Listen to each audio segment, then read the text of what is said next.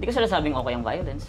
Sinasabi ko, it is inevitable for these people. Yes, but it's still a justification of the violence that they did. Mali yung, Brad. The violence hindi lang sa September 21. Sila yung pinaka-most police communities dito sa Pilipinas. They are also police, but they did not resort to violence. So, paano natin ma-rationalize yung violence ng tao? Ang mandato ng police is to protect the government, including the president. The mandate of the police is not to protect the president, it's to protect the people. Remember that this is the law we're talking. Pero what if the law becomes talaga, parang pinoprohibit na yung tao to express themselves sa frustration sila sa society natin? There are unjust laws, and there are just laws, but those are our best approximation of what justice is. But it doesn't mean that it's perfect. It's one thing to steal 20%. It's another to steal 80 to 100%. You cannot hold the people by the neck all the time. Something's got to give pag talagang nandun na tayo sa point na yun. I think na it's a myth, no, na pag walang corrupt, wala nang mahirap. Corruption is just a symptom of a larger problem.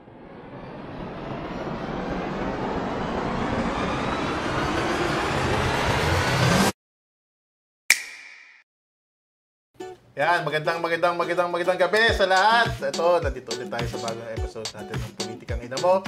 Kasama ko si Mark. Long sentimo sa kalye. At absent na naman po si Ellie. Pero, meron tayong guest. Ayan o. Pakilala guest. Nico David po. Hello. Yun, big time na kami. Meron na kaming big time vlogger dito na guest. Full time pa rin, boss. Full time pa rin. So yun, salamat sa pagpapaunlak ha. Salamat sa inyo. Alam nyo kasi kaya ako nandito kasi nag-post to ng 62 times tungkol din sa September 21. Grabe na may emphasis sa 62 times. Hindi kasi bago kasi ako mag-guest dito sa podcast na to, ginawa ko talaga, kinatalog ko talaga. Binilang mo talaga, no? Oo, kasi sabi ko, what's up with this guy? So, wait, 62 times starting from the September 21? Yes, of course. No. Prior to that, kasi magsisimula yung September 21. So, kinolekta ko lahat yun. Tapos akala ko naman yung simula nung time na nung 21 hanggang dun sa present. Kasi parang konti lang rin mga pinost ko nung time na yun. Hindi konti. Bro, I will send you the Excel file. Excel file pa talaga. Ano problema niya? Para lang sa context sa mga viewers, so, pinag-uusapan nila yung nangyaring rally noong September 21, yung merong mga nag-riot sa Mindiola. Riot yan. Ayan. Sige, explain mo muna yung side mo bago natin pagsalitain yung guest natin. Well, ang akin lang naman, tulad nga ng sabi ko sa post para sa ating mga viewers is that madali sabihin na riot yung nangyari o magulo talaga yung protesta. Pero sa system kasi natin talaga yung madali i-condemn yung mga ganong klaseng protest eh.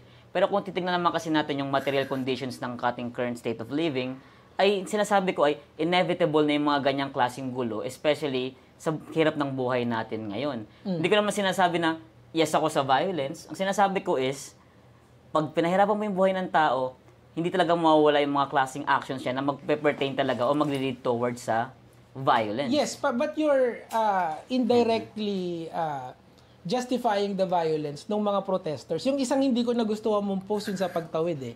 Kasi parang, yung di ba tatawid ng Mindiola tapos hinarangan. Tapos, ang vibe ko dun sa binasa mo yung kahaba-haba, nga ba mag-type dito si Eva Idol eh. Ikli pa nga nun eh. May clip ba yun? Di mo nakikita yung mga legit na essay ko talaga eh. Kasi sasabihin nila, ChatGPT, hindi ChatGPT yan, hindi ganyan ka-brutal ang ChatGPT. Hindi kasi... Mali mo, ang from ko, lagyan mo ng brutality. Yung... hindi gagawin ng Make it ChatGPT harsh. yan.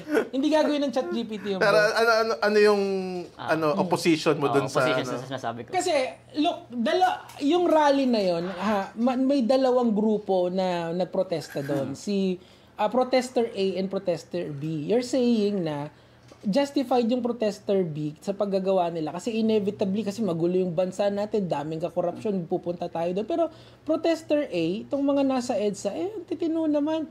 Tsaka parang ang babango, hindi, joke lang yan. Actually, kita yung divide. Kita yung divide. Yung economic divide do sa rallies na yun. So, Luneta, nandyan yung mga NDs, no? NDs, etc. Artists. Tapos pagdating mo sa EDSA, nandun yung mga church, yung liberals, pinks, kung sabihin mo na kung ano man. Even yung mga dirty groups nga, may sariling Yes, percent. Nasa, ano sila, di ba? Liwasang Bonifacio. Yun pero nakita mo yung mga, teka lang chismis lang, nakita niyo yung mga Duterte sa EDSA, yung nakapagsuntukan? Ay, hindi. Meron ba? Hindi ko alam. Hindi ko alam. Alam ko nakipagbangayan lang sila. Pwede ba ako maghamon ng debate rito? Oy, yung mga putang inang DDS dyan, pumunta kayo rito, magdebate tayo rito. Kami yung gumoderate. Game. Pwede. Si attorney, magiging fair yan. Lalo, kasi nagrarally yung mga tao, tapos bring him home yung sinisigaw. Ano ba naman yun? Anti-corruption, tapos bring him home. Tapos sila Philip Salvador nandun pa. Anyway, my point there is that you're saying na it will lead to violence, but there were actually more protesters doon na hindi naman nag-lead sa violence. So you're jumping the gun, so to speak. Pero kung babalik ako sa original argument ko, iba-iba nga yung mga material conditions ng mga tao eh. Tulad nga ng sabi ni attorney, there is an economic divide between the living experiences of these people. Doon sa mga area ba yun, yung mga nag-rally sa ano? Menjola. O sa mga Menjola. Yes. So magaling yung mga area na yun. Sa mga poor communities yun eh. So, di ko naman, kaya tulad ng sabi ko kanina, kaya yung sinasabi ko kanina is, hindi ko sinasabing okay ang violence. Sinasabi ko, it is inevitable for these people. Yes, but it's still a justification of the violence that they did. Tama, pero for example, when it comes to justifying... Mali yun, Brad. Ang sinasabi ko is, when it comes to justifying violence, pero bakit yung violence sa mga pulis lagi gina-justify ng mga tao? Ba't yung mga sa protesters? Wait lang, wala pa tayo dun sa police. We're here as a protester. Sige, go ahead. Oo nga, pero sinasabi ko is, ang problem ko kayo sa concept of justifying violence, bakit lagi siyang one-sided? Porket ba ang estado ay sinasabi tama lang ginagawa ng police to shoot these people, to batter these people, ay sasabihin natin tama na siya. Pero but when these people react to the same form of violence, hindi, at sinasabi ko dito yung violence ay hindi lang sa September 21. Kung babalikan natin yung mga communities na yun, yung mga mahihirap, sila yung pinaka-most police communities dito sa Pilipinas. Kaya galing sila sa mga urban poor communities. Attorney, sorry Sige. Kasi you told me kanina, sorry if okay lang, hindi tayo live, di ba? Recorded tayo. Okay, baka kasi Attorney, you told me na you were handling the cases of those people. Are you confirming yung sinasabi niya as the lawyer of these people that a general characterization of the people na hinahandle mo ngayon are the most policed? Is he correct in saying hindi that? naman ako personally nag-handle ng mga cases, no? But I help. Kasi si Elijah, isa siya sa mga unang nag-responded doon sa WPD.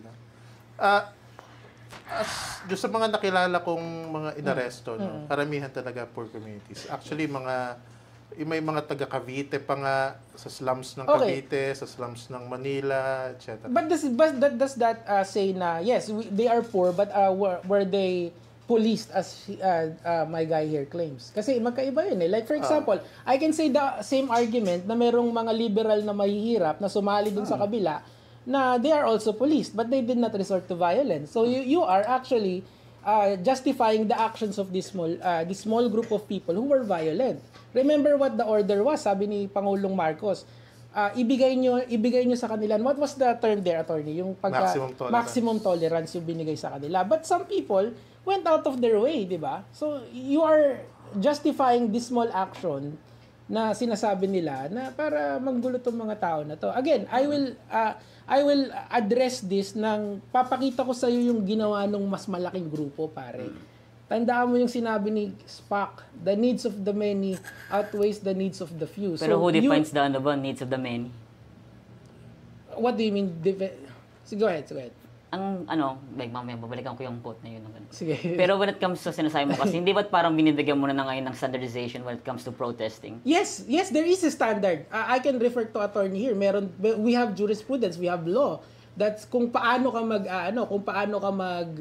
magpo-protest. That is why, again, I would refer to him na merong mga protesta doon na, what is the BP that you told me earlier? BP 880. BP 880 is illegal protesting kasi there are freedom parks na pwede ka naman magprotesta but there are certain private areas that you cannot do that.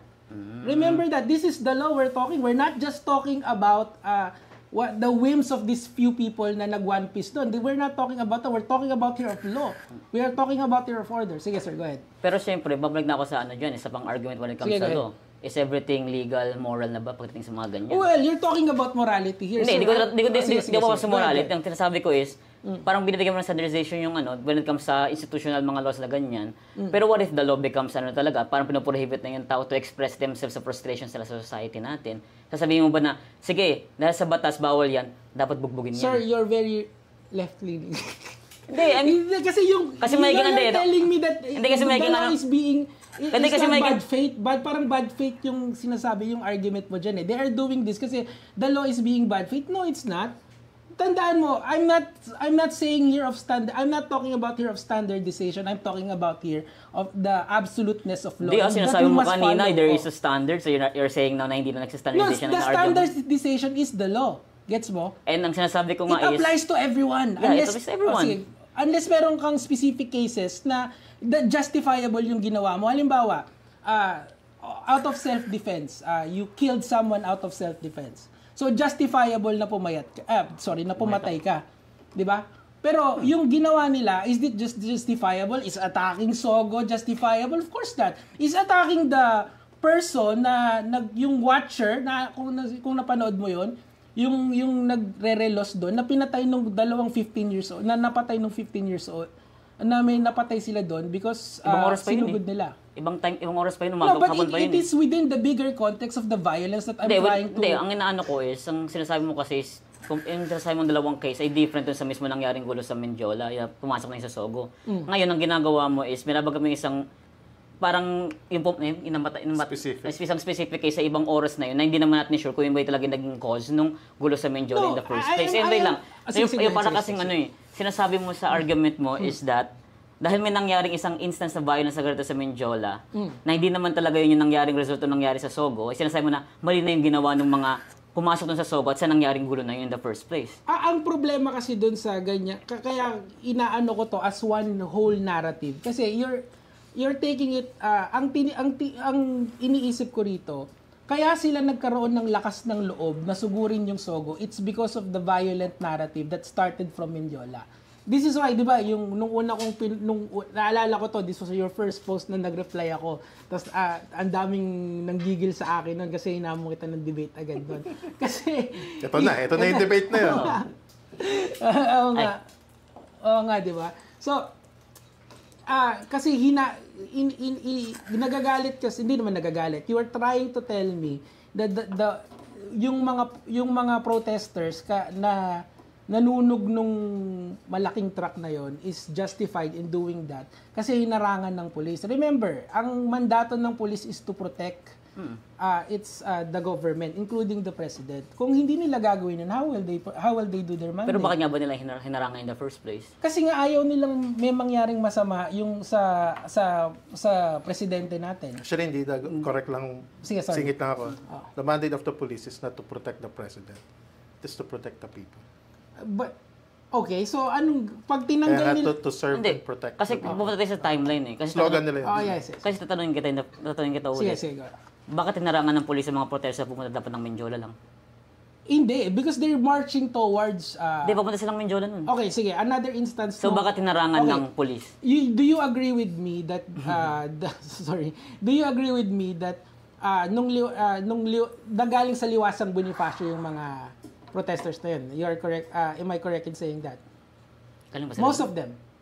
May mga iba. May ibang galing Luneta. Oo, pero nag-convert sila sa papuntang Mendiola. Yeah, yung karamihan. Yeah. Okay, so would you say na most of them were from Liwasang Bonifacio? Well, I would say na galing sa iba't ibang groups yun, hindi lang sa Liwasang Bonifacio. Do you agree with me that some of them that came from Liwasang Bonifacio actually had orders na from doon sa mga nag-organize na magdala ng lighter? At sunugin ang Malacanang? Do you know this? Well, hindi. Ko alam yun. Okay. Do you want me to show you the video? Pero of course, si Topacio ata. Yes. Okay lang magbanggit ang pangalan. Public record naman natin. Hindi. Alam mo naman yung mga yun. Actually, pinangalanan na nga ni Isko, di ba? At saka Enrimulia na may order. Instigator daw kuno yung mga nasa Liwasang Bonifacio. Yes, this is yun yung premise ng argument ko eh. That's why hinarangan nila yon kasi etong mga siraulo na to na taga-Liwasang Bonifacio is balak talaga nilang guluhin yung Malacanang. Remember, anong itsura ng bansa natin kung hahayaan lang ng kapulisan natin that these protesters na may dala-dalang lighter could willingly just light up Malacanang? We would look bad sa mundo natin. Pero, ano yun ko lang singit ako ng konti. Siguro, hindi natin kasi kayang maano yung facts eh. Okay. Kasi iba-iba yung facts eh. Iba facts ng DDS, iba ang facts ni government, iba facts ni ISCO, etc. Tingin ko pwede natin i-limit yung debate ninyo on yung is violence per se justified. Iba yung facts nung nanunog sa Sogo, kung may pulis daw ba may baril daw ba na pulis, diba maraming ganyan Oo. Daming video, kung ano-anong kung angle. nag-maximum tolerance ba talaga yung pulis, those are factual na hindi natin kayang i-debate Kasi ano yun iba-iba ang Subjective pa nga ba? subjective yung iba doon. Hindi. Pero yung fact of violence, tingin ko sa as a method sa rally and protest, tingin ko yun ang pwede yung pagdebatihin. Para mas siya, abstract yung... Mas abstract. Kasi yung specifics, ano yun debatable talaga yun. Kumbaga, non-debatable yun. Dahil facts, you cannot debate facts, di ba? Okay. Tapos di natin alam kung ano yung totoo. Medyo Pero, mainit ba? Pasensya na to lang. Okay lang. itaas natin. Oo nga, sige. So, violence para sa'yo is okay as a method of protest. Sa current context ng living conditions natin, hindi siya maiiwasan. Inevitable lang ginagamit kong term lagi. It's inevitable. Kay Nico, syempre, hindi po No, of pwede course ang violence. Hindi, pero kasi yung living conditions doon ako talaga, I'm trying to be more specific on what the living conditions are. Kasi I'm looking at the bigger picture of the rally. The rally was generally peaceful. If you say na, kasi sa inevitable yon for sino yung for who is it inevitable to? It's supposed to be inevitable for everyone, including the protesters doon, but they never resorted to that violence. Hindi, ang problem mo sa ganung premise is that when it comes to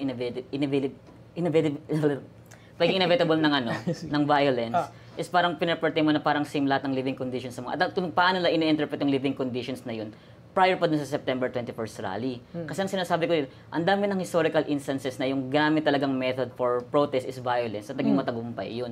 Ang sinasabi ng iba, papasok ko lang, sinasabi ng iba dito, EDSA is bloodless, it's a bloodless revolution. Pero pinaperte lang din isang araw na yun. Hindi lang pinaperte yung mga namatay, nadukot, napatay ng military ng time ni Ferdinand Marcos Sr. Parang yung the culmination of EDSA yung sinasabi mo. Pero are we going there?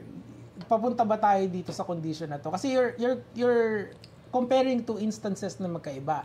The problem now is the rampant corruption na I think is systemic in nature. What I'm trying to say here is that etong sistema na to, ito yung iniwan ng build ni Duterte. Di lang, bago pa yan. Talaga? Bago Sino? pa. Kwento mo? Bago pa. Tell me. Para kasing you're saying na yung corruption na isolated din sa Duterte No. administration. I'm saying na matagal na yan. I think Marcos... Pork barrel, Pinoy. I think Marcos days pa yung tatay niya. Doon nagsimula yan Tapos nag-evolve na lang siya na nag-evolve dito. I'm just Aguinaldo pangalan. Di ba yung bagong movie, yung Quezon? Oo. Meron doon, pinapakita yung Have you seen Quezon? May hindi pa. Pero yung mga reactions. Iba nga yung patronage party system natin, bago pa yan sa Duterte administration, bago pa yan kay Gloria. Of course. Doon pa nga lang sa patronage system nagsimula since the Commonwealth era ay part ng corruption yan Yes, but, instilled culture na yan sa atin dito. But your argument is very far from here. Parang sinasabi mo na, yes, problema yung sistema natin. Ang sinasabi kong ang ina-argue ko dito is, ang tanong diba is violence justified in some instances? And I presented cases na hindi lang sa history ng Pilipinas, sa history ng buong mundo, karamihan ng mga revolution ay hindi yan bloodless. Okay, are we there yet?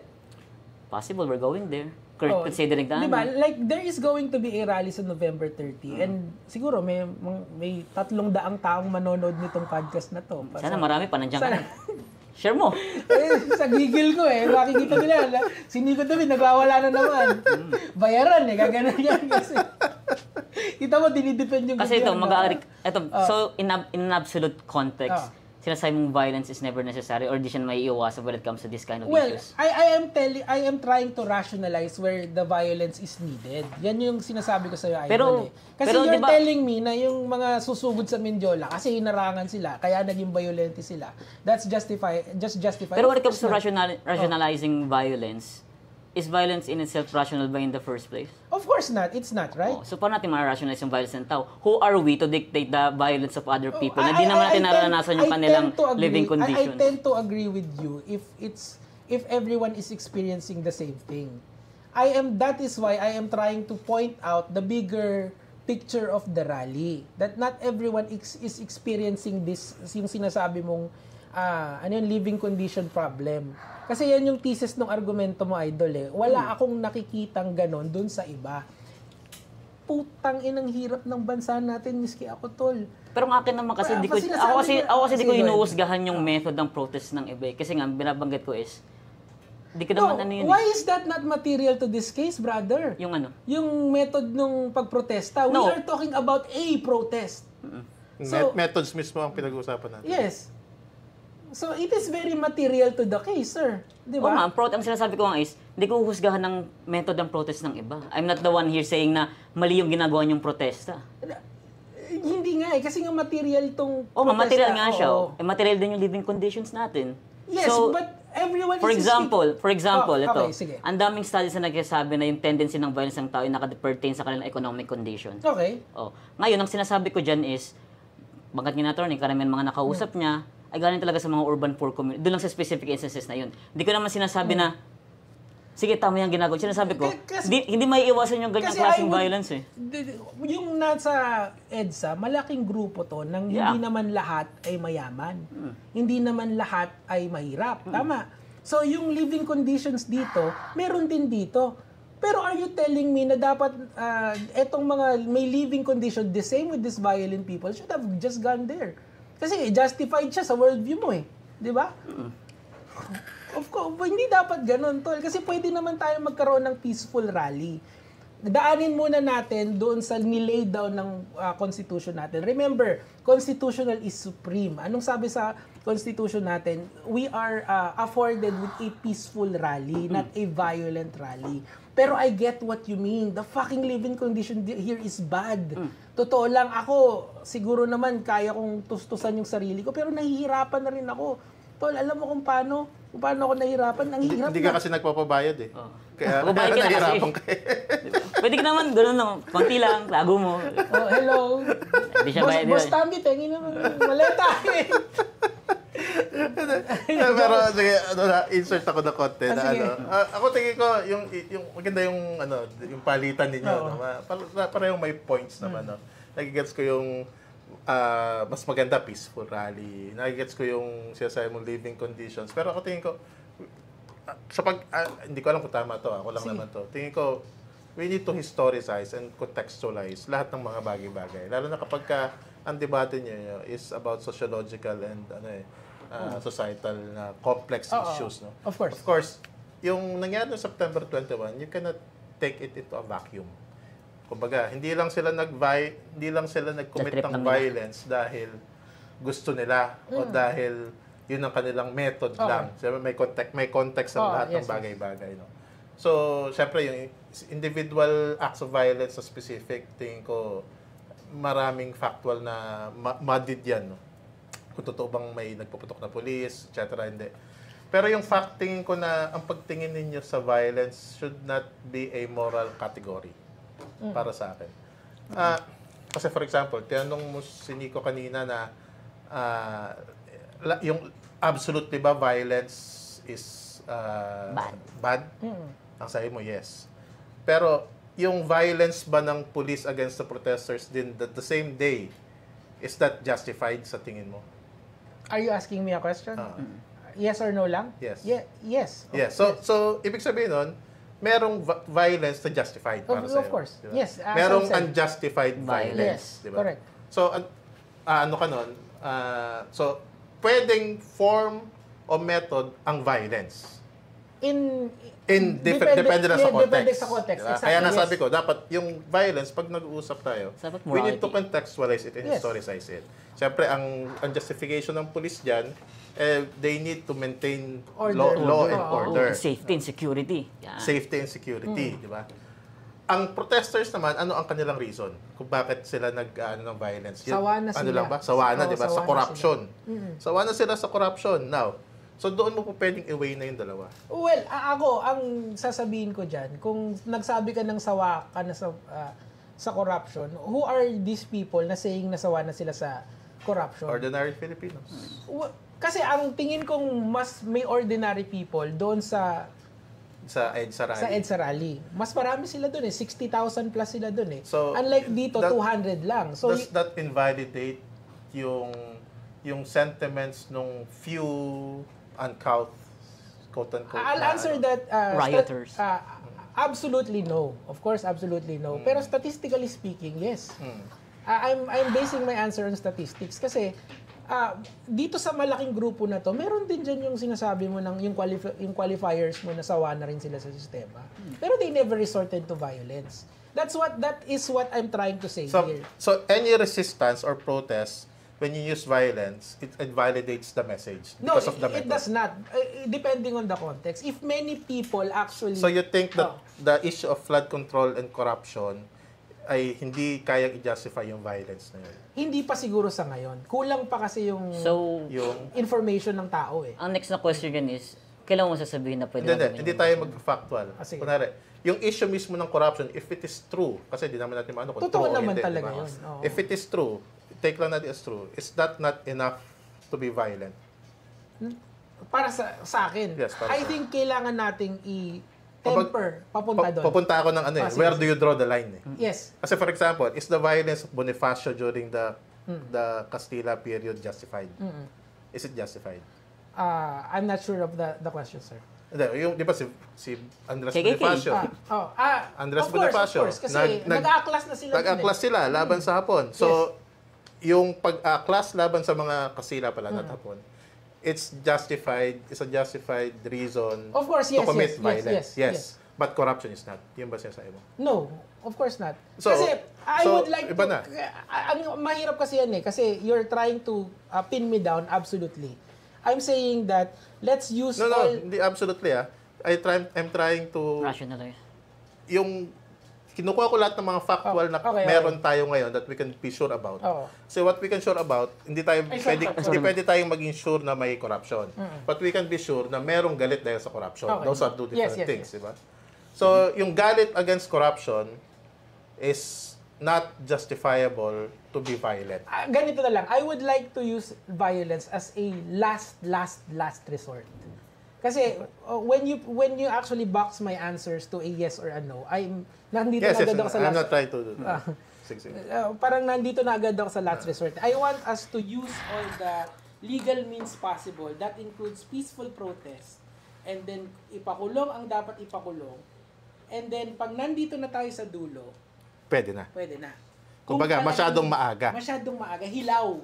Hilaw. Agree ako sa'yo. Kung sasama pa ako, nag-agree ka sa akin na inevitable siya in some time. It's a last resort kasi. Kaya nga, so inevitable siya. So ang debate nyo na lang ngayon, it's a matter of strategy na lang. Yes, of hindi course. hindi na matter of principle. It's always is about doon sa kung kailan natin gagamitin to eh. Sa tingin And ko that kasi, I can agree on. Yeah. Parang naalala ko isang post ng ni Gabi Pineda. Ay, gusto mo yan?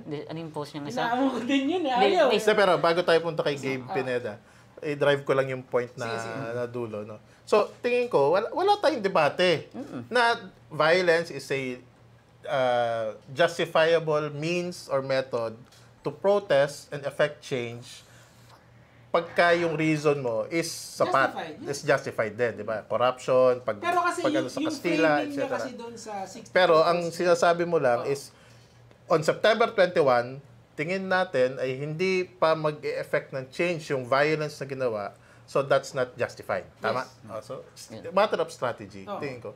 May isa pa kasi, bago tayo punta kay Gabe Pineda, may isa pa akong instant issue or point eh. Yun sa about law and this is me as a lawyer, legality. Sususugan ko yung ano ni Mark kanina na Aray ko. Sige.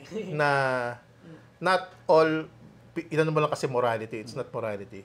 Justice sa tingin ko ang dapat mas ng law. Laws, it doesn't mean na legal siya, that it is just para sa akin. Of course. Kasi for example, slavery is legal. Doon. Was. Was legal. Was legal. Di ba? Ano pa mga legal na pagbawal sa mga babae bumoto was legal. So, yun nga ang sinasabi ko na Depende you need sa to context. historicize everything and contextualize everything. So, there are unjust laws and there are just laws, but those are our best approximation of what justice is. Okay. Yan ang best ko ng laws. Laws are Best an approximation ganda nun.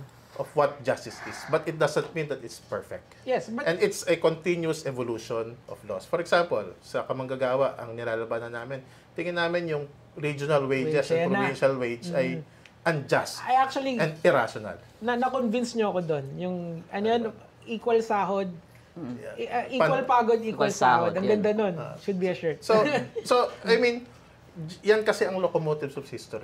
No? Yung batas, yes, laws, it's one of the greatest creations of inventions of man. Laws, it creates order, it creates structure to our lives, etc. Pero tingin ko rin, continuous struggle siya by participants in a society to evolve laws para ma-approximate niya better ang justice. And justice is not a static concept. Just nag-iiba-iba in every epoch. It might, ngayon, pwedeng justified ang ganitong klaseng sistema. In the future, po pwedeng hindi. And in the past, lalong hindi. So I think historicizing, contextualizing laws, violence, state, and everything, dapat it helps to have a critical lens sa lahat ng mga bagay na yun, tingin ko. Ano yun may isang quote ng, di ko kung sinong lawyer, those who have less in life must have more in law. Si ano Sa ata yun? social justice yun. Di ba si Alfredo Lim yun? Yun. Hindi ba si Boss Si Mayor Lim yan di ba? Hindi ba si Boss Tambi yun dun sa kanyang ayuda politics? Di ba? So bless. Hindi magsaysay. Ramon magsaysay ata yan. Social justice aspect yun ng constitution, di ba? Pero I don't wanna belabor the point kasi you're telling me that I have to historicize it to get a better view. Pero again, I'm not against it if it's the last resort. Pero on the specific case nung September 21, it was not justified. It was not last resort. It was That I not. could agree on. Kasi grabe pa. Pero hindi ko pa rin i-condemn yung violence nila Of yun. course. Kasi all types of protest, tingin ko, that could affect change has a violent component in it. Okay, so Tsaka sinabi ko rin Hindi ko lang sinasabing physical violence, Pwede kasi marami yung symbolic violence, systemic violence. Hindi yung physical Political violence. Kasi in our system today, the state has a monopoly of violence. Why do you say that? Ganun lang ginawa ang mga estado. Kasi, kung i-historicize mo ulit ang state, saan nabuo Grabe ang naman modern yung, state? Paano nabuo ang modern state? I don't know. Ikaw, sociology. Ikaw, sociology. Walang isang theory dyan na buong modern state. Una, syempre social contract to protect the people. Hobbes, diba? Thomas Hobbes. To And protect John the people. Locke, diba? Pero ang next na question dyan, paano mo ipoprotect ang people? You write laws. You write laws. Okay. Ngayon, pag kagsulat ka ng mga batas, syempre, i-appease mo yung mga tao at yung kanilang tendency to be violent towards the state. Okay. So, You police them. yes, police. Police them. By the very nature of a state, it should have a monopoly of violence. Military, PNP, That NBI. penalty. State lang po pwede, walang iba. Sino ang po pwedeng magbarikada, manghuli, Sabina. Sabina. Oh my God, Only the that's state. so And the smart. state hates competition. At ang isang maganda... Grabe Hindi. naman kayo. Ang isda... Grabe naman. Hindi. Hindi. Ito pa. Sa kanila yun. Sige. The state hates No, competition. that's It's true. Kunwari, Yung private armies, it's an anomaly sa state, di ba? Kinakalaban. Dapat yan, the state, ay pigilan niyo yung private armies. Yes, Dahil of siya course. lang dapat ang may monopoly sa ng army. violence. But, Siya lang dapat. Hindi. The theory is that the state is rational. Oo. The state is for the welfare of the people. So the state could effect violence to protect the common good. The more utilitarian. yung sa ating napagkasunduan. Diba? That's the Sa social contract. contract. Oo. That's the social contract. So it Jesus follows Christ. follows na wala dapat may kakayanan ng violence Kundi ang kundi state. At ang So isang... it hates competition. At ang isang aspect ba dyan, yung ideological, yung kanilang pinapakala So, ng propaganda. For example, ang sinasabi mo, tamang ito ginagawang... yung hugot mo sa akin. Ano yun? Ito yung hugot mo sa akin. So parang palang parang nasa Matrix ako, no? Tapos kayo yung mga naka-unplug. Yun tuloy yung labas eh. Kasi given what the fuck. Hindi naman. Common naman kasi yan. Kasi when it comes sa state kasi, nagpapalaka din yan ng isang idea or ideology na dahil nga sila yung monopoly ng violence, yung mga ibang constituents niya, sabihin niya, tama. Kaya for example, di ko naman sinasabing sigurong paniniwalaan mo talaga to, ikaw sinasabi mo tama ang ginagawa ng police, ang kanilang violence. Kasi yun yung kasama dyan sa aparato niya, yung sabihin sa mga tao na pag ang ginagawa ng police, pag pinatay ka niyan, pag binaril ka niyan, tama lagi ginagawa niyan. Kasi yun yung sinasabi ng batas. Baka adik. Baka ano to, nagsusulat to ng sedition. Patayin ko nga to. Yun yung ideological Yun yung ideological component ng state natin ngayon. ng violence of the state. Yung justification na sa ginagawa niya. di ba? Kasi, What the fuck? yun nga, yun yung batas eh. No, para ako nasa Matrix tuloy, yun yung ano ko na I'm talking for the government. Pero ano yun eh? Hindi naman. Hindi naman. Common ano naman. Kasi- Common phenomenon Sobrang niya sa mga gigil ako tao. kanina. Obvious naman. Ito, nga, no? Hindi, pero nagka-merge yung position natin lahat eh. Agree ako na strategically, yung violence sa September 21, Maaga pa. ano siya? Hilaw. Hilaw. Support. Blitzkrieg lang siya. Support. Blitzkrieg. Talagang walang patutunguhan. At saka, Yung violence attorney, na yan. kasi parang para sa akin talaga, I'm gonna go out of yung ating napakagandang discussion at pupunta ako sa mundo ko na chismis. Oh, sige. Kasi ang rinig-rinig ko diyan, gusto lang daw patalsikin yung pag nag-succeed yan, which is Si BBM, tapos si Sara ang Oo, papalit. papalit. Yes. Diba? And ano talaga, para sa akin, katangahan naman yun, Diyos ko, susunugin mo yung sogo. Oh. Tsaka ano eh, kung binasa mo rin yung mga ibang post ko, sinabi ko, mas maganda kung organize. Organize mga ganyang klaseng protesta. Doon niya ako natakot kasi parang... Sinasabi ko organize lahat din. Baka masyadong Hindi, yun. organized, oo. Hindi, yung sasabi organize wherein na yung mga tao, alam dapat nila kung kailan tama, kumilos ng ganyan at hindi. At alam din kung saan pupunta yung galit. Oo. Kasi tama ka naman eh, sinasabi mo, kung mapatasik si BBM, sino papalit? Oh, yun nga, di ba? Paulit-ulit tayo doon. At saka, Pero bakit nagiging false dichotomy siya na dapat si Sara yung pumalit? kasi yun nga yung narrative. constitutional Oo. succession. Kaya At saka nga, yan din yung narrative ng mga DDS. yun nga, di ba? kaya nga mas organized siya at talagang meron silang hawak na hindi lang principles but ideology na hindi lang dapat tayo nakukulong sa mga political dynasties na maglilid sa Exactly. atin. Dapat talaga kung... At yung estado, hindi nila iso-surrender yung kanilang power by merely simply peaceful protesting every once in a month. Sabi ko nga ganun, kung gusto nila ng revolusyon, basta si Biko yung uupo. Putang ina, baka tangina yung mga nandyan. Di ba? Yung, Eto, taga-Pasig to. di ba? Pak, Biko natin. Sa akong Biconatics. Sige, sasama ako dyan sa batuan ng pillbox, pero wag si Sara. Hindi ako magpapakamatay para doon. Gets naman yung concern yun, di ba? Gets naman yung concern. Pero sa akin lang, Kasi ultimately if they succeed in any form or way, ang mangyayari, ang uupo, yung... kaya Diba? siguro yun yung Fuck sinasabi ni no, Mark fuck na no. dapat may plan. Oo. Organize. Hindi lang blitzkrieg na ano. Pero final point ko diyan. Sige. Ako I'll take caution din syempre sa moralizing and policing. Violence. Yung ginawang violence ng mga bata. Puro bata yung mga yun eh. Para sa akin, I am not the arbiter. Sa akin lang to, I don't know if it's correct.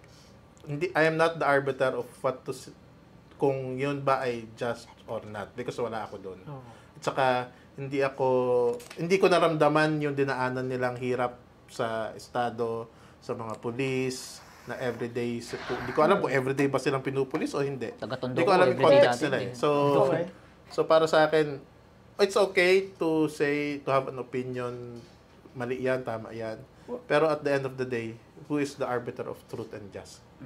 Our justice system. I guess, babalik dun sa point mo na... Papasok tayo kay Dov Flamingo. Sa justice system May natin monopoly, di ba? sa justice system natin na kinukulong yung mga nagnakaw ng sardinas at saka Pero yung mga nagnako ng billion, state witness. so it's not a perfect system. Of course, Sabi ko it's nga not, kanina, it's it's not a perfect It's system. money hungry. But it's an approximation of what justice is. Pero So, but we must strive always para mas ma-approximate niya yung justice. Sa Kaya- ngayon, tingin ko, Kaya ang Hindi. sinasabi ko kay Gabe Pineda, sorry Sige. yung kasi may isa akong sige, sinare tuloy na mo post na. niya. Mukhang may crush Wait ka lang, kay Gabe Pineda. final- Final point, bago Sige, kay Gabe. final Final point. point. Final Final point point. ko dito.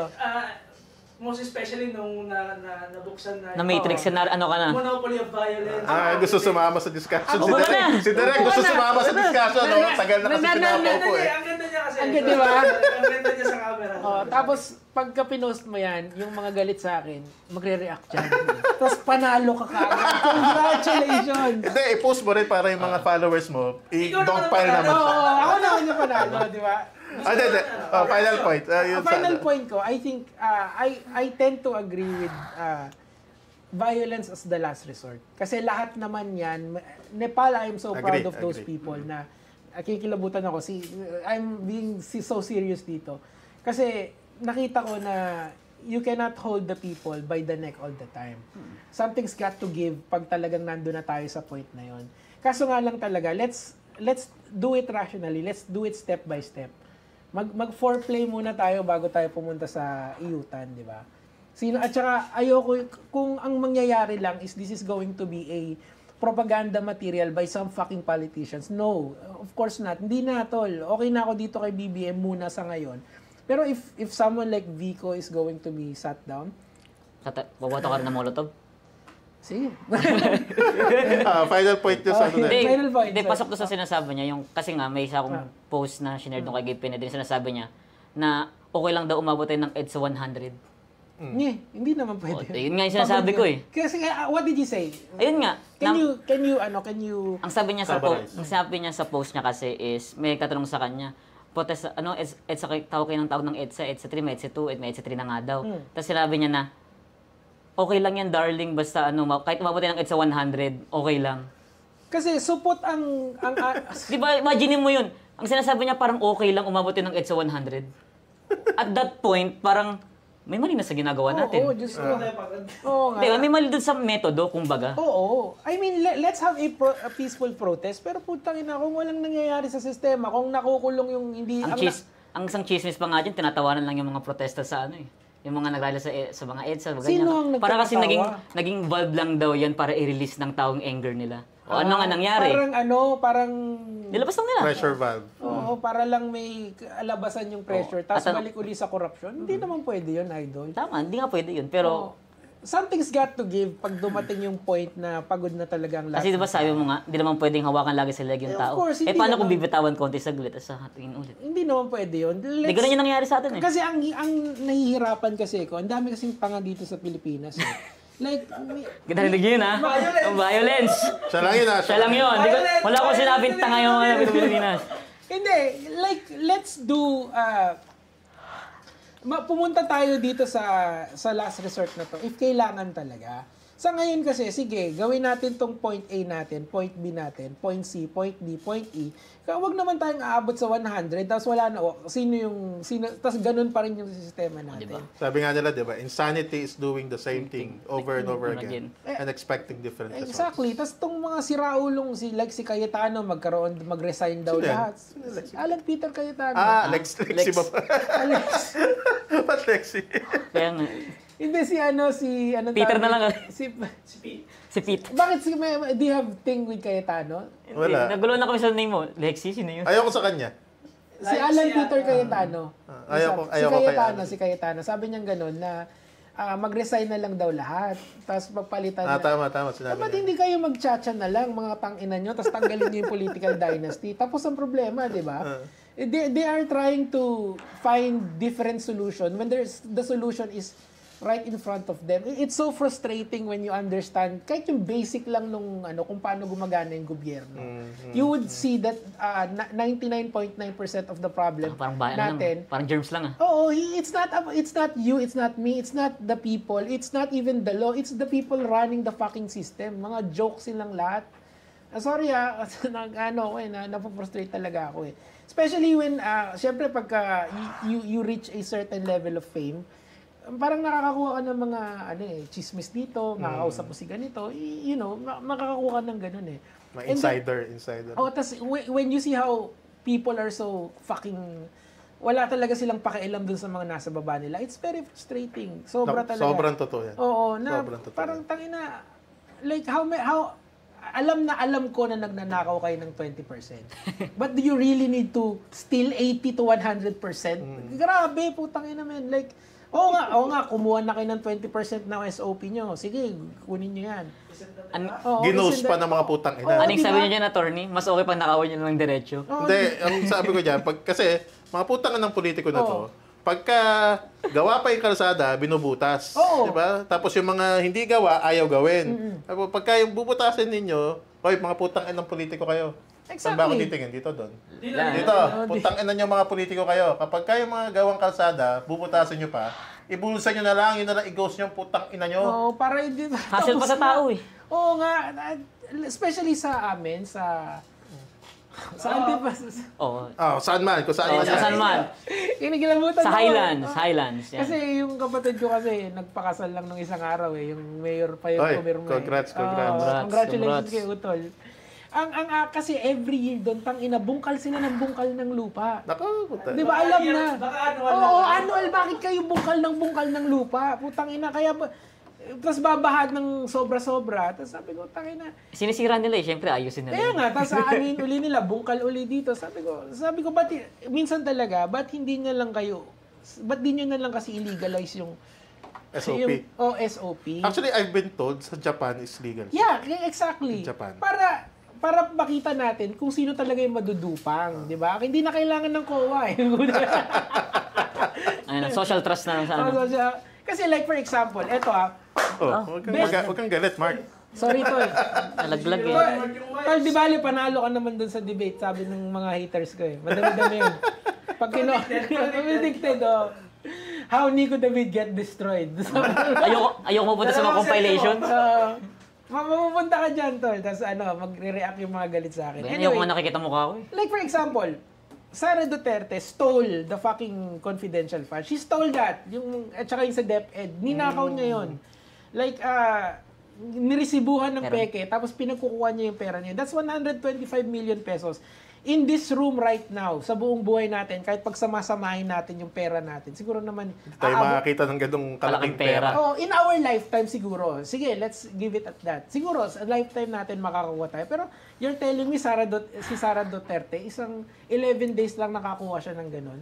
And it's okay dun sa kanyang fan base. It's propaganda kasi. No, she stole that. And you're okay with that. So why not just fucking legalize yung corruption?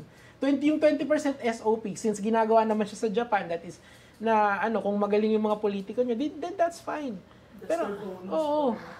Kasi ganun din naman eh. Hindi nyo naman din pinapalitan yung mga korap eh. Binoboto nyo lang ulit. Jinggoy Estrada, yung pang-ina. Safe ka na. Safe ka na. Tapos ngayon may plunder case, my God, Diyos ko. Ibig sabihin, Himas Rehas uli siya. Di ba? Ganun yung mangyayari. Himas Hindi na Rehas. natuto. Himas Rehas, kulong konti, lalaya after 4 years, takbo ulit. Tsaka iba himas din. Ay! Up! Sensor. Wait. Ato niya. Kalat na kalat naman sa sockbed. Hindi, I mean, that's hearsay. Hearsay. Personal knowledge. Hearsay. Wala. Wala. Wala akong personal knowledge. Hearsay. Nabasa ko na sa sockbed. Oo, nabasa ko lang. Di ba? I mean, just steal. Ganun na lang, di ba? Kaysa ganun pa napapaikutin niyo yung tao. It's one thing to steal 20%. It's another to steal 80 to 100%. Jesus Christ. Pero ako tingin ko, medyo slippery slope syempre yung legalizing yung SOP. I think it misses the point na kasi karamihan tingin ko ng Pilipino and mostly sa liberals part ito they see corruption as the end-all and be-all panacea for society's ills. For example, yung ni Pinoy na kung walang corrupt, walang mahirap. Which is, I think, the battle cry ngayon ng liberals. Liberal Party. Lakas ng amplification ng anti-corruption ngayon. Kung walang corrupt, walang mahirap. May corruption ba sa Japan? Well, kung totoo yung... is it a proven fact? Based lang sa Pero siyempre, sa perception natin, mo. ma-accuse ka nga lang ng corruption sa Japan, hagaharakiri ang mga yan, di ba? Oo. Resign, ganyan. May honor system sila dun eh. May mahirap sa Japan. Meron. So, it's not true na pag walang corrupt, walang mahirap. Scandinavian countries, Sweden, Netherlands. Correct. That's... Walang corrupt. Sabihin mo, Iceland, pinakamataas yan sa corruption index. Pinakamababa. To be fair, konti lang sila. May mahirap pa rin. So, I think na it's a myth na pag walang corrupt, wala nang mahirap. Kasi corruption is just a symptom of a broken system. Kasi systems dictate behavior ng lahat ng yan So, tingin ko, yes, okay siya mag-focus ngayon because yun ang mainit na issue. But I think myth-making yung kung walang corrupt, walang mahirap. And I think that needs to be addressed, lalo na kapag ang usapin is how do we make a better system na maiwasan yung ganitong mga bagay like corruption at maiahon ang mas maraming mahirap sa kahirapan. So, yun lang. May caution lang ako doon na corruption is just a symptom of a larger problem. Kung ba may expectation na pag nawala sila Sara Duterte, BBM, parang mas malaking myth yan na pag nagpalit ka lang ng ulo sa kahit si Vico Soto pa yan, alam mo, kahit si Jesucristo pa ilagay mo sa Malacanang. Kung the system stays the same, may mahirap pa rin. the system will do what Ano yan eh, ang tinatawag dyan, it's supposed to do. pagdating sa kabayo yan, parang pinalitan mo yung hinete, yun pa rin yung kabayo. So you're telling me na mas maganda talaga is just to overhaul. Which part of the Constitution are we going to overhaul? It's not just Constitution. It's not about Constitution. It's para sa akin. system talaga. Though part yun. Yeah, kasi you have to start somewhere when you want to change something. Part yun. Actually, our Constitution, 1987 Constitution, one of the most progressive in the world. Yes. Tayo lang, Ano yan? last time I checked Hindi, nakared yung mic niya dito. Ay, sorry. Nakared yung mic. Yes. Sa ano lang yan. Go lang. Okay. Nasira ako? Sorry. Hindi. Go lang yan. Sa ano lang yan. Okay. Okay. So yun, naputol. Saan nga ba naputol? Most progressive, Most progressive. yes, Tayo yes. lang Constitution na merong living wage provision. Yes. Tayo lang may about ecology. Tayo lang Constitution na yan. So I think, ang Constitution, syempre maraming magsasabi dyan, yung FDI, yung Foreign Direct Investment, kailangan baguhin, etc. But I think it still misses the point. It misses the point in a matter na economics dictate politics para sa akin. And you cannot divest economics from politics. Kaya nga, political economy yan eh. The real discipline is political economy, not political science, not economics. Talaga? Paul Econ. Well, economics as a discipline is a new, 1900s lang yan. Pero dati, Paul Econ talaga yan. Because hindi mo kayang i-divest ang politika sa ekonomiya because intertwined sila talaga. Pero on practice, they are actually divorcing the two concepts. Sa ngayon. Tama, di ba? Sa ngayon. Ginagawa nilang science yung economics. I mean, if you are a standard politician, you would say na magkahiwalay sila kasi it doesn't sound ring good sa normal na tao. This is the first time I'm hearing that na kailangan pala siyang aralin as two concepts together. Ngayon may mga courses actually na political economy. How do you introduce that to someone like me na baguhan pa lang dito sa idea ng political economics? Well, what is the first thing I have to learn? Ano ba? Anong libro? Sociology ako eh. Like sa gobyerno kasi. Sa akin kasi medyo common sense siya sa akin. Ewan kung bakit. Pero kasi yung politika, it also feeds to economy. And economy feeds in politics. What's the first concept that you will teach? Like for example, ako, if I want to teach someone science, I'll teach the scientific method. If you're going to talk to grade 5. Oh, ganon. Yun yung gusto ko matutunan eh. Kasi it's such a LE5, no? Explain it like I'm 5. Actually, I haven't thought about it much. Di ba? Ang Kung hirap paano niya siya ituturo na na magka-intertwine. Pero siguro pwede mo sabihin na, for example, ang binoboto mo, that's politics.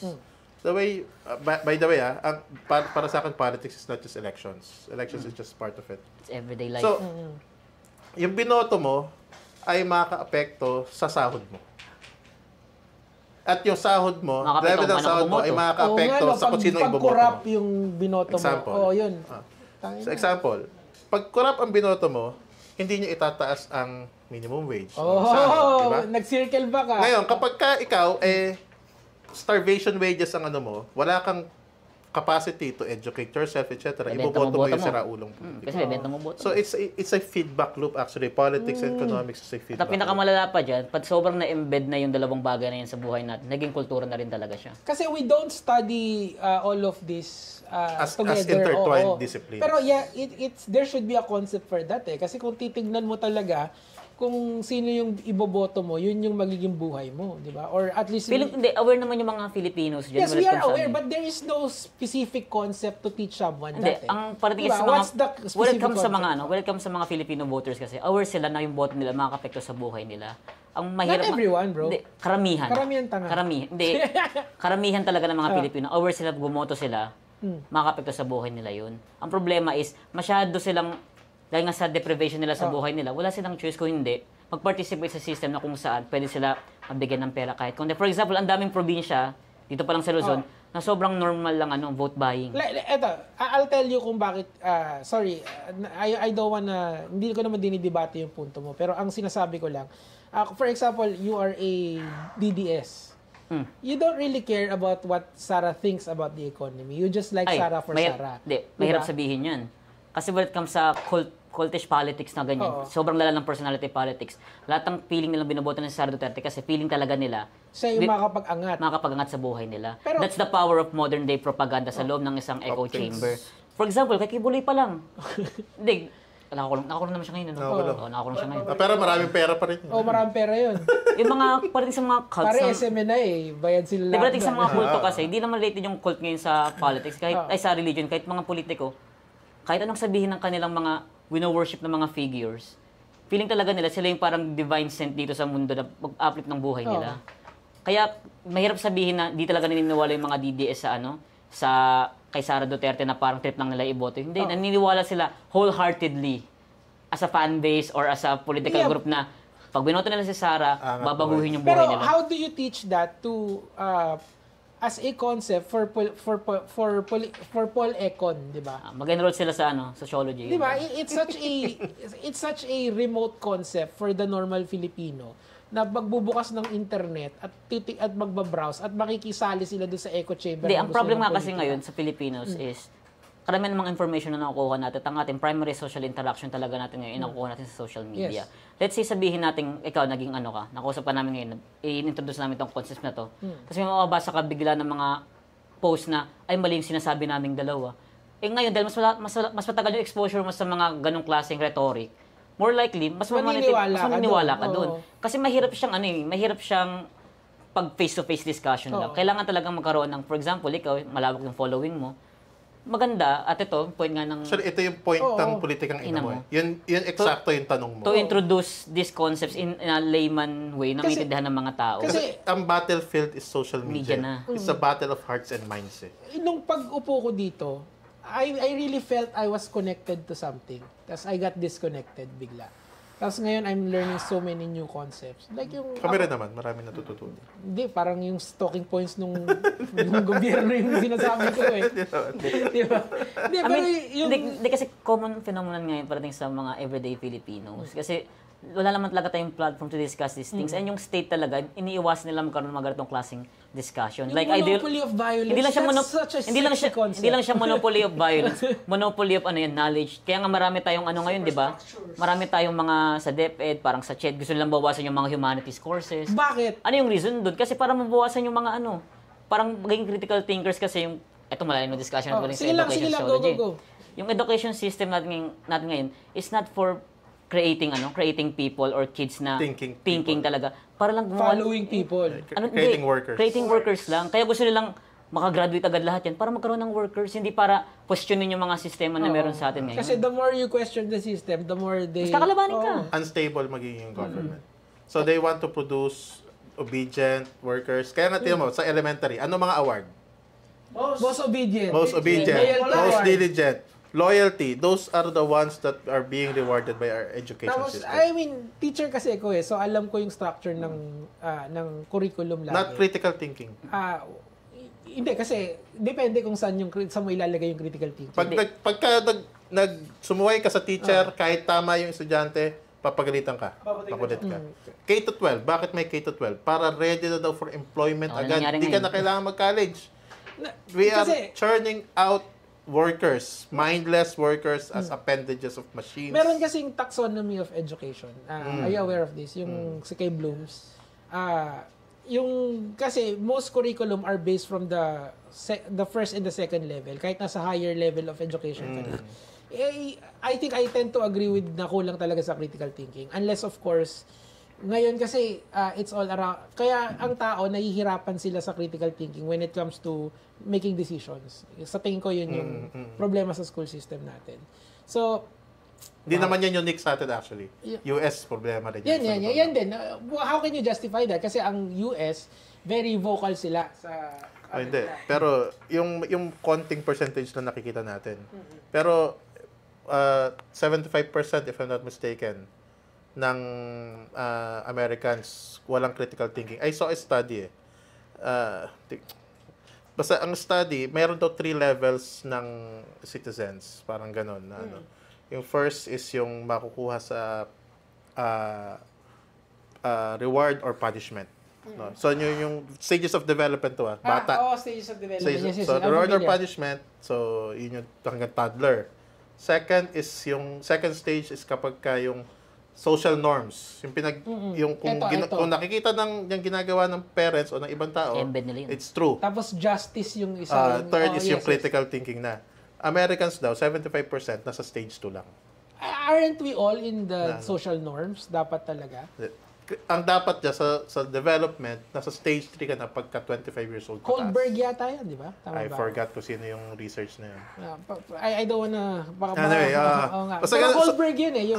Actually, it's a study na... Hindi yung study, ano yun, concept yun na tinuturo sa education. education. Yung levels of development. levels of development na yun. Yung level, yung reward and punishment. Parang ganun yan, di ba? So, nakalimutan ko na yun. Sayang, hindi ako pwede mag-google. Baka lalo mo ako matalo. Ang magandang librong basahin mo dyan, yung Ando pa rin ah. anong libro ba yung Pedagogy of the Oppressed? Kay Paulo Ano Freire. yun, Paulo Freire, ano siya, gumawa siya ng framework about our education system. At ang pinaka-quote talaga dun, when education is not liberating, the dream of the oppressed is to become the oppressor. For example, sa system natin ngayon, karamihan ng mga feeling ko naman karamihan ng mga Pilipino sa atin ngayon, gusto talaga ng pagbabago. Gusto nilang kumilos, ganyan. Pero when you starve people, ang magiging tendency talaga niyan is to be complacent. Kasi it's either magugutom ka or magtatrabaho ka para mabuhay ka. Ang pangarap ng bata ngayon maging DPWH engineer. Oo nga, kasi... Para kumita sa flood control. Kaya maging congressman. Naalala ko yung dyan, kaya naisip ko, kaya ba maraming magulang nagsasabi na maging engineer ka na lang. Kasi yaman ka. Kasi At saka, ang weird dito ng konsepto ng politiko. Kasi, when you think of a politician, you're thinking of an mayaman. Pero dapat upright yung tao na yun. Pero dito, mayaman. Mayaman, bilyonaryo. Powerful. Oo, artista. Ano yun, yung may isa yung si Representative Rene Co ba yun? Parang nagagalit sila na baka to 280,000 lang yun. Oo nga. Sabi ko, di ba yun yung normal? May iPhone 17 Oo, may iPhone 17 naman daw. Di ba dapat ganyan? Mahirap, di naman ganun kayaman. Kasama ba kasi kung may iPhone 17 siya, ibig sabihin kalahati nung 100,000. Pero in fairness, yung 280,000 kasi before siya bumili. Before siya maging congresswoman, pina-file agad yun eh. Oo. Pina-file yan bago sila maupo. So siguro before siya pumasok sa Congress, 280,000 ang Grabe pera naman niya. yun. I mean, Nabili niya iPhone 17 pagka magkano ang 100,000. Hindi, 290, mga ganun. Ang per month ang congressman. Oo, malaki-laki na rin. I mean, tsaka at some point, wala naman siyang asawa. Wala naman, nakatira siya sa parents Wala siyang niya. asawa? Oo. Did you take your shot, bro? Joke lang. Hindi, I mean, Type pala eh. No? ayun yung vocal na Pag napanood tayo ng mga ND dito, yari kayo. Ino-objectify niya si Hindi, ang sinasabi ko dyan is, meron siyang means para makapag-ipon. Kasi di naman siya like, tulad nila ng ibang politiko dyan na talagang milyon-milyong ginagastos sa sa mga gambling areas o binibili. Pero si Attorney Rene, siya, di ba? Lawyer. She is a lawyer. Yeah, she is a lawyer. She is not a litigation lawyer. Am I correct? I don't know her. But she is a lawyer. Lawyer. And she went into politics for the reason of gusto niyang makatalagang... Advocacy siguro. Kabataan party list eh. Oo, kabataan. Ano bang storya sa Kabataan Party List? Did they really win? Kasi di ba yan yung parang... Panalo na. Panalo talaga, okay. Panalo. Yung Gabriela yung... Parang pumasok lang recently. Kasi natanggal yung isa.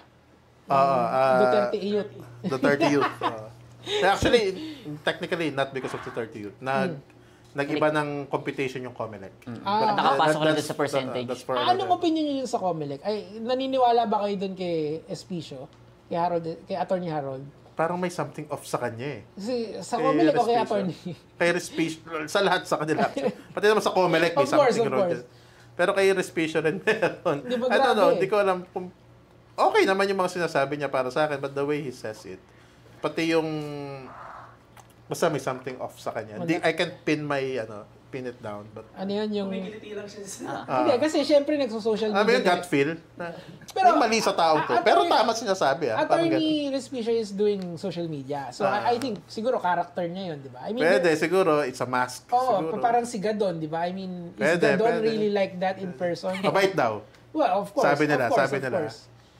Hearsay yun. Pero hearsay. Sabi nila. Pero I think Gadon is playing a character. And most lawyers now are... Kasi ngayon yung iba-iba na yung abogado eh. Iba-iba na yung dating ng abogado. When it comes sa politics kasi, mahalaga talaga maging maalala ka ng mga tao eh. Kaya gagawa ka ng character para maalala ka na, okay, ito yung parang loko-loko, baka pwede ko itong iboto, ganyan. Parang si Ellie, no? Nagmumura. Hindi, si Kiko Barzaga, nagwawala Alam ngayon. mo kasi nung una kong nakita si Ellie, para siyang, kala ko talaga, aktivista lang. Hindi ko alam na tatakbo pala siyang congressman. Hindi ko rin alam eh. Di ba? Napili siya ng grupo dahil bigla siya sumikat. Oo.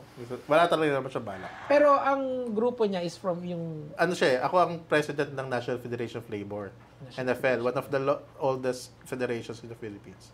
Si Ellie ang vice president ko. Tapos ang ano niya sa NFL, vice president national, pero ang naibigay sa kanyang task is communications, external communications. Kaya siya gumawa ng TikTok, ng social media para i-communicate yung mga campaigns. Ang NFL, ang provincial rate na campaign ng NFL goes way back. 2016 nag-file kami ng Supreme Court case. Ito yung history niya. Sige. 2016 2015 nag-file kami ng Supreme Court case. Ako yung lawyer ng NFL noon sa Supreme Court para i-abolish yung provincial rate. Grabe, sabi ang tagal namin, ng laban yan. Unconstitutional yung batas na yan, sabi namin. Because it violates equal pay for equal work, tsaka equal protection of laws of Equal the Constitution. pagod, equal sahod. Yes! So, tumatak na talaga sa'yo, no? Matagal na yun. Si Ellie, nandun na nun si Ellie. 2015, sabi ng Supreme Court sa amin, natalo kami doon, sabi niya, your recourse is not with the courts. Your recourse is in Congress. Sa law. So, nag-ano kami, kailangan yung baguhin batas para maano yan. Attorney, question. Is the Supreme Court saying there's no enabling law for equal wage, equal Hindi, pay? the Supreme Court is saying na constitutional daw yung RA 6727. Which is? Yun yung Wage Rationalization Act. That's the reason kung bakit provincial ang wages. Pero you're telling that is unconstitutional yung... Yun ang argument namin Okay. noong una. Sabi ni Supreme Court, constitutional yan. Ang recourse nyo, kung gusto nyo baguhin yan, pumunta kayo sa Kongreso. Sabi So, niya. do we really kailangan mo nang i-repeal natin yung batas na yun? Yes. Tama. And- Ang dami naman kailangan At gawin. yun ang number one na final ni Ellie nung pagkaupo niya. House Bill 94. Sipag. Yun ang unang-una niyang final. Kasi sabi ng Supreme Court, sa Congress kayo punta. Then we went to Congress. Nanalo kami. Nakachamba kami. Then okay. So, we, by hook or by crook, yan talaga ang By hook na advocacy lang natin. kasi baka wag yung word na crook. Baka sabihin may flood control kayo. We will deliver this to our Constituents. constituents. Pero is 3 years enough time para Yan ang next No. question. kasi look, the Congress is made up of super majority na alam naman natin na Yes. isang tao pa rin na nagpapatakbo Agree. dyan. And the president is really not the president. Agree. The real president is someone in... It's a lady. At saka yung taga-Forbes. Ay, na taga isa. Forbes. Number Ay, joke lang. Boss, joke lang ha. Joke lang. Penging bag. Hindi, joke lang. Hindi, naman. Siyempre, a task that big, tingin namin, hindi naman siya kaya ng 3 taon. Hindi. But we have a strategy na hindi ko pwedeng i-discuss Oo, pa. kasi ang grabe yung ligawan dyan na kailangan mangyari just to have that talk in the floor, di ba? Ayo. Siyempre, lahat ng mga politiko dyan, meron niyang mga malalaking businesses na nasa likod. Na mga Diba? apektuhan. NUP, Ricky Razon. NPC, Ramon Ang. Diba yan ang malalaking block sa Yes. Congress eh? Sino pa? Si Manny Villar sa Nationalista Party. And all of these congressmen and senators, siyempre, Eventually kapag i-abolish sila provincial rate, sasabihin sa kanila ni Ricky Razon, pare, taka lang. Baka nakakalimutan mo. 100 million ang dinonate ko sa kampanya mo. Pagka tinanggal mo yung provincial rate na yan, Yeah, suportahan. aba, Tangina ka. bababa ang ano ko, diba? ang kita ko. Tataas Diba? ang cost. Tataas ang cost ko, labor cost. Hindi na kita susuportan susunod. Diba? Yan ang dapat malaman ng Nakakatakot taong bayan. kasi yan if I'm a sitting congressman na pinapakain itong mga malalaking, that's a Negosyante. daunting task pala, no? Almost, well, sorry to say, attorney, impossible. Well, Highly improbable. Everything is impossible until someone tries it. Highly improbable siya at this point in time. Highly improbable, yes. Kasi like, Given yan. yung composition pa lang ng Congress ngayon with the super majority, alam naman natin yung lakad ng mga hayop na yan, di ba? Alam mo, for 300 years, ang Pilipinas, sabi nila, it's impossible na kumawala sa Spanish. Spanish. Oo. Nung panahon ng mga hari Treyna sa Europe, Oo. Divine sabi rights nila, of kings. The divine rights of kings ay imposibleng matapol o mabago. But where we are now, it only takes one spark, sabi nga nila. But ang tagal nun. I mean, we have to like... Yes. kailangan na... Years. At saka decades, binabanggit naman lagi centuries. dito, hindi lang ang laban lang naman, hindi lang naman sa loob ng Kongreso. Eh. Kaya nga ginawa nitong platform na to, yung social media, is to ramp up yung mga sentiments ng mga workers dito sa probinsya at kahit dito sa NCR na kailangan rin nilang mag-act at sabihin sa mga tao na, ay kanilang mga politicians na malitong ano. Kailangan natin ng ano dito, ng economist dito na i-guess para yun yung gigisahin natin. Yun na pala, sorry. Ellie sa nakano. Si Ellie actually economist. Kailangan natin kasi yung counterpoint. Ako kasi hindi ako expert sa economy. Ang nakikita ko rin kasi Pero counter... I like the equal sound. Si Tadeus, pwede. Kung ma-invite mo si Tadeus. So, sige, I'll try my best. Ang ano kasi, parang ang nakikita ko, ang isang hurdle na rin kasi pagdating sa ano, sa pag-abolish ng provincial rate is yung mga, eto nakikita ko mga social media, marami nagreklamo kay Elia, yung mga small businessmen pa lang naman. Yeah, na exactly. sila daw yung pinakamalalaking maapektuhan dyan. Exactly. Pero ang sinasabi naman kasi sa provincial rate, yung law nila Ellie is that Exempted yun. exempted yung mga ganung klaseng Basta businesses. 3 million below So, ang capitalization. titirahin nyo lang yung At mga... industry-based, medium and- gagawin siya industry-based, depende sa proportionality ng capital Oo. ng mga negosyo na yun. So, basically, ang maapektuhan Yung dito, malalaking si negosyo. Jollibee, Yes. Yung malalaking negosyante. si Mang Inasalsal, di ba? Ay, sila din pa rin yun. JFC. KFC, di ba? The JFC, yun. Big Corps. So, kasi sa pag pumunta ka ng Boracay, it's provincial rate, di ba? Pero may KFC doon. So, you're telling me na sila din, nagbabayad sila ng less doon sa mga ano. Yes. Yes. Provincial. Ang kapal naman ng mukha nila. Putang ina, Yeah, exactly. 150 lang yung... Pareho lang yung manok nila, yung presyo. Oo nga eh. Diba? At saka, it's the same price. Actually, mas mahal sila ng konti eh. Sa Actually, Boracay, oo. Mas mahal siya. Ako kasi may 20% discount. Hindi naman sa pagmamayabang. PWD ka. Kaya mas mura ko nakukuha. Pero, yeah, I think kailangan na talaga yan na... Anong gagawin nyo dun sa batas? You are going to repeal it. Yun yung gusto nyo Repeal. mangyari. Repeal. Pero may twin bill siya. So, the first bill is House Bill 94 to repeal Oo. the RA 6727, which is the Wage Rationalization Act. Then, ang twin niya is House Bill 5678. Yun yung industry fixing. Like Singapore. Sa Singapore kasi, kunwari, lahat ng construction worker, buong Pilipinas, pare-pareho ang Sahod. Ang minimum wage, hindi pare-pareho sahod. May floor wages lang naman to eh. Lahat ng mga nasa fast food, pare-pareho lahat. Gusto ko yung analogy nyo dun sa yung bigat ng bato. Di ba pareho? Hindi naman mas mabigat ang semento, di ba, sa Mindanao kaysa Tsaka sa Luzon. Luzon, di Yung ba? binubuhat ng Pareho lang. Tagalog. Parehas dun sa Bisaya. Yung sinaserve mong manok. Ganun naman yun eh. Sinaserve mong manok ng Bisaya o ng Mindanao. Pero Tagalog, Bisaya, Shake same hands lang ang ba? binubuhat. Diba? Same lang yung, pag binutasan mo yung joke lang yan. Ito yun. So yun, tingin ko naman, madaling and Ellie has been very, effective and efficient in communicating that, Kaya naman medyo maganda yung momentum nung sa provincial rate. And we hope that tama yung strategy namin para ma-deliver namin yung sa voters. Oo. Tsaka sinasabi ko rin dyan kung wala ka pang pasako, ba't ka ninegosyo? Actually, sabi Ayun yung ng akin iba di ba? Ba't ka... Hindi, kasi SME yung inaalala ko dyan eh. Pero, Sa batas mismo, 3 million capitalization and below. Exempted sila. Except. tama. Cover yung... Kaya nga parang Kumawa ka naman kay Diwata Paris, bro. Bukas na ba yung ng Paris? No? Wala na, mahina na nga. Hindi, pero bukas pa rin. Mahina na. Wala, bukas pa pero Bukas pa, mahina na. Kasi... Dami natin na pag-usapan ngayon. Nagit isang oras nata tayo. May time limit na tayo. Overtime tayo. Actually, wala naman. Pero 1 minute and 16 minutes. 1 hour and 16 minutes. Ang Hoy, dami na.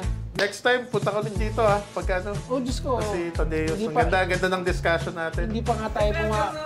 kunyari mga podcast Oh. na nalalabas namin, like parang gusto ko yung tanong or discussion dito. Sabi ka lang kay Mark Oo. para pwede tayo mag-relabas.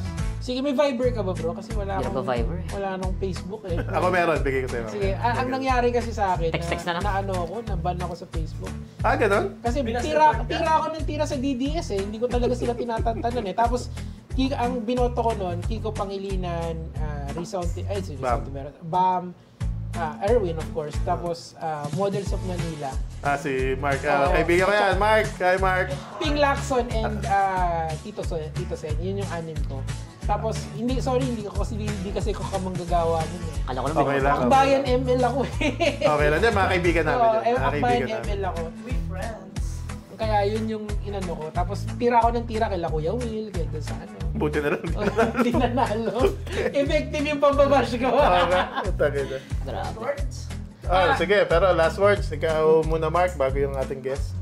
Ayun, ako ulit si Mark. Wala naman ako masyadong last words lagi. And ayun, follow niyo ako sa 2 Sentimo sa Kalye. Ayun. Ako naman, congratulations, nanalo ka sa debate. Sasabihin ng mga... Hindi, walang panalo, walang talo. Hindi, ganun talaga sa mundo ng ako'y Ganun ba? Pero gusto kong, ang dami kong natutunan dito. Most specifically na tumatak sa akin, yung equal sahod, equal pagod. Tapos yung isa pa, yung yung monopoly of violence. That's such a good concept. And sana talaga, kung magagamit ko yung platform ko to teach yung yung political economy na tinatawag, that's such a brand new concept sa akin na dito ko lang na-discover. Parang kanina nakakonek ako sa Matrix, tapos na-disconnect ako bigla. It's such an enlightening and maraming salamat sa inyo. Pinagandaan ko to. Maraming salamat. So, attorney, thank you po. Thank you. Tol. So yun, maraming salamat ulit, Nico, sa pag-phone lock. Anytime, pwede ka bumalik dito. Maraming salamat sa lahat ng viewers. Sana makatuloy-tuloy tayo ng taping. Yung kami na problema ngayon sa taping, kaya mo si Ellie, lagi wala. Congressman na kasi, putang ina. Mali niya. Sa gabal sa no? Sige, so ako ulit si Jen ng Patas Manggagawa. Ako si Mark ng 2 sentimo sa kalye. At kasama namin si Nico David. At ito ang Politika Ina Mo! Cut, direct! Ganda nun. Okay, ayos. Thank you. Thank you. Galing. Galing. Imbitahan niyo uli ako, grabe. Oo naman. Halika na agad. Ay, hindi tayo nakabili ng